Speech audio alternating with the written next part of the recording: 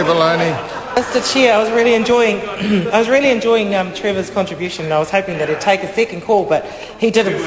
So Mr. Chair, part two of this bill basically just is about consistency. So I mean, there's really not too much to discuss there with respect to what is in that part of the bill, Mr. Chair, but I do want to just go back to some of the things that were discussed, and we have had a few members from the House discuss the fact that they did access student loans and what it meant for them, and the fact that we are seeing that perhaps those will be in jeopardy moving forward with some of the public comments that have been made by members of the other side of the House, including the Prime Minister and unfortunately also the Minister of Tertiary Education. And the new Member of Parliament, Gareth Hughes, also pointed out the fact that he's another student who is paying back their student loan. And as I said earlier, Mr. Chair, I'm nearly there, but after 9 years of trying to pay back a student loan, not after 9 years of a great Labor government, I'm nearly finished paying that off, Mr. Chair.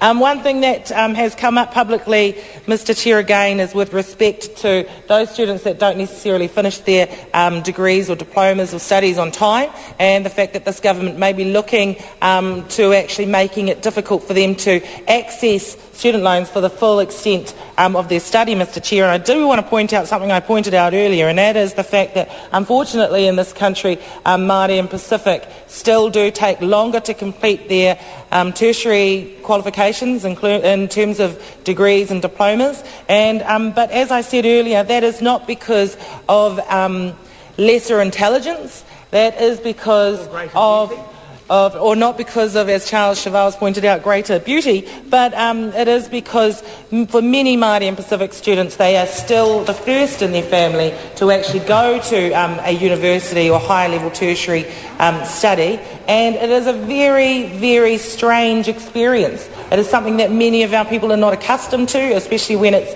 not something that family members have done before, and that can result in a few failures in that first year or second year. So I mean, I know that on the other side of the House there's one member in particular who I heard speak publicly. I'm sorry to interrupt the member, but the time has come for me to leave the chair for the lunch break. Earlier the House gave leave for a question time to be held today, and in accordance with that decision I temporarily suspend the House in committee, and the Speaker will resume the chair at 2 p.m.